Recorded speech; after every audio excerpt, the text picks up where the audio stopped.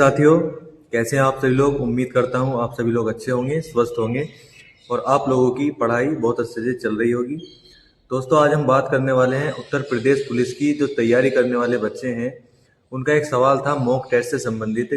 Mock test में time management से संबंधित आज हम यहाँ पर बात करने वाले हैं कि किस प्रकार से हम अपना मॉक टेस्ट में टाइम मैनेजमेंट कर सकते हैं। मतलब बहुत सारे बच्चों का ये सवाल आ रहा था कि सर ये बताइए कि मॉक टेस्ट में जब हम मॉक टेस्ट लगाते हैं तो हमारे बहुत सारे प्रश्न ऐसे होते हैं जो छूट जाते हैं। जैसे मान लो लास्ट में अगर मैथ के हमने प्रश्न करने शुरू किए तो उसमें से 10 प्रश्न छूट गए। तो जिन प्रश्नों को हम देख भी नहीं पा रहे हैं, पढ़ भी नहीं पा रहे हैं, उसमें से मान लो अगर 10 प्रश्न छूटे हैं तो उसमें से हम 6 से 7 प्रश्न ऐसे थे जो हम कर सकते थे। तो इसी वजह से हमारा सिलेक्शन रुक जाता है, क्योंकि हम अपने पूरे मॉक टेस्ट को या प्रैक्टिस सेट को अटेम्प्ट नहीं कर पाते हैं। और उसके बाद जब हम अपना असली पेपर देने जाते हैं वहाँ पर भी हमारे साथ यही होता है। तो यहाँ पर हम टाइम मैनेजमेंट की बात करते हैं। और सबसे पहले एक चीज़ मैं आप लोगों को बता देता हूँ, जो बच्चे सिलेबस कंप्लीट कर चुके हैं या जो पहले से तैयारी कर रहे हैं तो वो अपना मॉक टेस्ट लगाइए। लेकिन एक चीज़ और बता रहा हूँ, जो बच्चे नए हैं, जो सिलेबस कंप्लीट करने में लगे हुए हैं, अभी सिलेबस पूरा नहीं हो पाया है, तो उनको मैं बताना चाहूँगा। जैसे मान लो आपने कोई चैप्टर पढ़ लिया, जैसे मान लो मैथ की बात करते हैं तो मैथ में अगर परसेंटेज का चैप्टर हमने पढ़ लिया है तो परसेंट से संबंधित आपको जो चैप्टर वाइज टेस्ट होता है वो टेस्ट देना है। आपको पूरा फुल मॉक टेस्ट नहीं देना है, चैप्टर वाइज देना है। मान लो अगर हमने प्रॉफिट लॉस अगर पूरा पढ़ लिया है तो उसके अगले दिन ही हमें प्रॉफिट लॉस से संबंधित टेस्ट देना है। या फिर हिंदी में हमने कोई टॉपिक पढ़ा या रीजनिंग में पढ़ा, उससे संबंधित हमें टॉपिक वाइज टेस्ट देने हैं जो सब्जेक्ट हमने पढ़ लिया है। लेकिन अभी फुल टेस्ट नहीं देना है जो अभी सिलेबस कंप्लीट करने में लगे हुए हैं।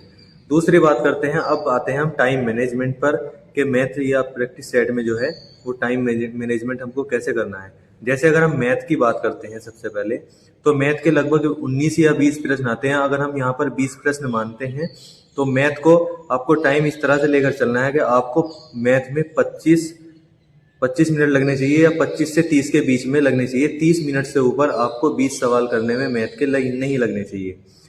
दूसरी बात यह है, अब आती है रीजनिंग, क्योंकि मैथ के और रीजनिंग के मिलाकर के 75 प्रश्न आते हैं। तो अगर 20 प्रश्न हमने मैथ के किए या 19 प्रश्न हमने किए तो उसमें रीजनिंग के हमारे प्रश्न आ जाते हैं 55। अगर 19 प्रश्न मैथ के आते हैं तो उसमें 56 प्रश्न जो है हमारे रीजनिंग के आते हैं। तो अगर हम रीजनिंग की बात करते हैं तो हमें रीजनिंग में 1 घंटा लेना है या 1 घंटा 5 मिनट आप ले सकते हैं। इससे ज़्यादा यहाँ पर रीजनिंग को अटेम्प्ट नहीं कीजिए। इसी टाइम मैनेजमेंट के अंदर आप लोगों को अपना टाइम लेकर के आना है। तीसरा है यहाँ पर हिंदी में आपके 37 प्रश्न आते हैं और 37 प्रश्न, हिंदी एक थ्योरी वाला पार्ट होता है। आपको प्रश्न देखना है, अगर आपको आता है तो आपको उसको टिक करना है। इसमें ये ज़्यादा टाइम नहीं लगता है। तो इसकी अगर हम बात करते हैं तो आपको 13 से 14 मिनट हिंदी में लगनी चाहिए और जीएस में भी आपको 13 से 14 मिनट ही लगनी चाहिए। जीएस और हिंदी ऐसा सब्जेक्ट है जिसे आप आसानी से कर सकते हैं। अगर आपकी याद है तो आप उसको टिक कर दें, अगर आपकी याद नहीं है तो आप उसको छोड़ सकते हैं। तो दोस्तों, ये स्ट्रेटजी थी, ये टाइम मैनेजमेंट का तरीका था। जिस तरह से हमने अपने टाइम को मैनेज किया था इसी तरह से मैंने आपको बताया है।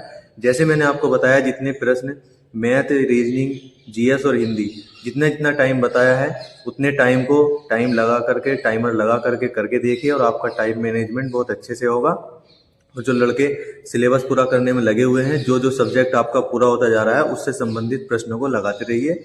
और जिनका सिलेबस पूरा हो गया है या जो पहले से तैयारी कर रहे हैं तो वो अपना वीक में 1 से 2 बार फुल मॉक टेस्ट लगाते रहिए। और उस मॉक टेस्ट में जो भी कमी या जो भी क्वेश्चन गलत हो रहे हैं उसको एनालिसिस करके उस चैप्टर को दोबारा से पढ़ने की कोशिश कीजिए, ताकि आने वाले समय में कोई भी प्रैक्टिस सेट लगाओ या पेपर लगाओ तो आप लोगों को वहाँ पर वह प्रश्न गलत नहीं होना चाहिए। तो दोस्तों, मिलते हैं नई वीडियो में। अगर आपको कोई भी जानकारी चाहिए इस भर्ती से संबंधित या यूपी पुलिस में जो भी आपका सवाल है, जो भी डाउट है, आप कमेंट बॉक्स में पूछ सकते हैं। दोस्तों, मिलते हैं नई वीडियो में। जय हिंद, धन्यवाद।